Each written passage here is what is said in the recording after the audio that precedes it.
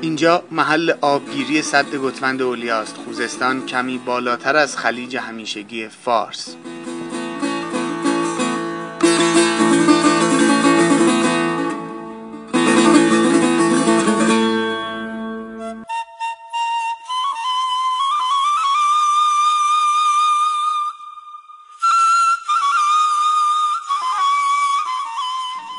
به روستاییانی که خانه‌هایشان زیر آب می‌رود وعده‌هایی داده شده، اما هیچ. نه پیل منزل داره، نه پیل تو داره، نه پیل هاوس داره، نه پیل زمینان داره، نه اوی داریم، نه یخی داریم، نه خدای داریم، نه پیلی داریم. هم تا ویلو موچه دوره. الان چند وقت برق نداره شما؟ خیلی وقته. 3 ماه نزدیک 3 ماه هست. آب براتون میارن؟ نه خیر. او چه؟ آبم نمیارن. نه. آب خوردنتون از کجا میاره شما؟ آب خوردن مو از همین دریا. از همین آب رودخونه بله استفاده بله بله. نه آب برامون نمود بهار طلا. ما میریم نم او خرابو یاریم این خوری.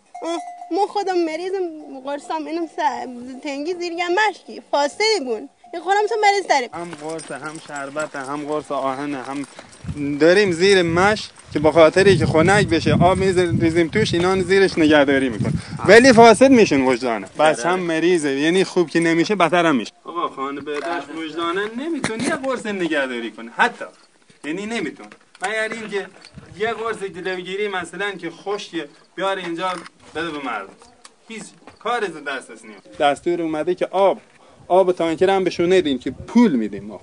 این آب از رودخونه میاریم از همه آب سد وجدانن بو گندیرش این جلو آب میگیریم پهلو آب میگیریم بو گندیرش آدم میکشه. فکر کنم اول پاییز کلا ما همه مریض میگیریم نه یه مریض همه مریض به خاطر آب. آقا آب همه مریضی از آب.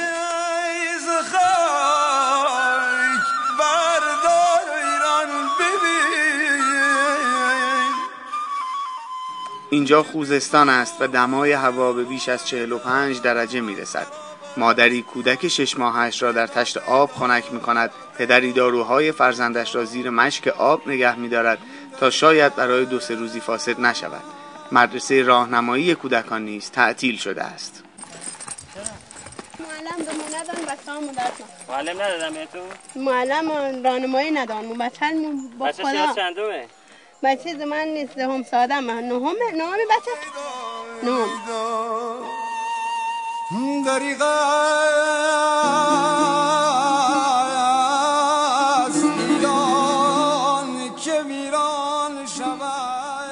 درختان کنار هم که سالیان سال محل درآمد این روستاییان بوده به زیر آب می روند. قرار بوده قیمت این درختان بر اساس ارزش هیزمشان برآورد شود. ما درآمد آی مهندس نداریم قرض هم کنارا. بله. درآمد نو هم کنارای. این چینی مثلا آرسو با چال ای کویم سو. اینون با چال با دست چالی کوان چال سنجی. درآمد ما هم کنارا. حالا کنارا نوشین هیچ. اینون کیلوی مثلا 500 600 700 800 همونجوری اینویسی. و یه درخت چقدر میده از اینا بهتون؟ یه درخت یه 2 گونی 3 گونی داره. 3 گونی از اینا بهتون میده. الان گفتن یه درختو چند می‌خریم؟ پول چقدر میدن برای درخت اصلا؟ این درخت مثلا ما 2 هکتار زمین ندارم. 2 هکتار خودونی چنه؟ بله 2 هکتار 2 کنار نویسن سی. هر هکتار درخت که توش کنار کاشته باشن 30,000 تومان. بعد فاصله اگر که خودشون کاشته چه یه دونه توش باشه چه 100 تا. الان ما مثلا همین محبته این محبته بالا بگه تا به تنبول کنارا مال مانن نمیشن هیچ. برق داشتیم همه امکاناتی داشتیم 2 کولر گازی داشتیم وجدان یکی هم نیست. 1 متر مثلا زلو زیر پایی میگن متر 5 متر زمین ما میگن 600 تا یه تومنی واسه زلو خوب گلدار متر 10,000 تومن. آقا اگه دولت مثلا ما هم ایرانیم یه چیز حتی بلا و نسبت ما بتونیم یه دشویی بخریم یه توالتی تو شهر بخریم چطوری ما به زندگی بکنیم مثلا تو شهر بریم از اینجا بریم کجا زندگی بکنیم. آقا من مثلا 2 تا پذیرایی داشتم به هر حال روستایی بریم ایرانی داشت و 2 تا پذیرایی اونجا و یکی 2 تا یه آشپزخونه مثلا این پذیرایی هم 2 تا خوابه ما به قول خودمون خیال کنیم ایرانی اگه روستایی و ادا مسلمانی خوبی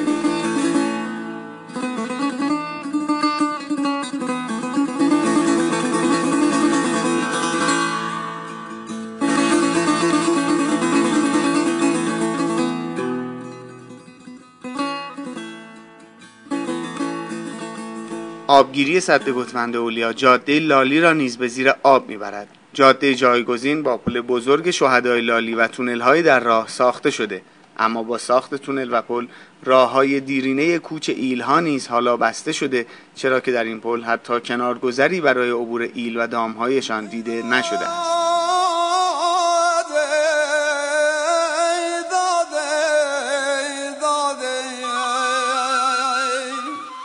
سید شریف حسینی نماینده اهواز میگوید به عنوان نماینده مردم اعلام میکنم هیچ کس حق نداره کوچکترین حقی از مردم ضایع.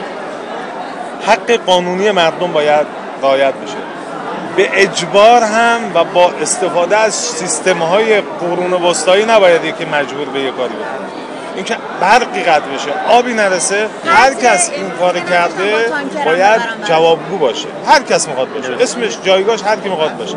دولت منزل هر کسی رو میخواد بگیره، موظف یک جایی نه در حاشیه شهر و حاشیه نشینش بکنه، خونه‌هایی بسازه، وقتی خونه ساخته شد تحویل بده بره اونجا بشین.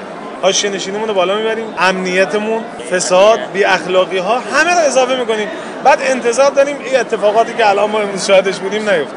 حق قانونی و محرز مردم به اضافه اثراتی که از لحاظ خدمت شما عرض کنم زیست محیطی تمام اینها رو بسنجیم. من فکر میکنم این باید مطرح بشه. الان که این چیزو شنیدیم، علاوه بر این که بحث فنی رو ما پیگیری می‌کردیم، من با نماینده منطقه را هماهنگ خواهم کرد. چو ایران نباشد تن من مباد، بدین بوم بر زندگی تن مباد.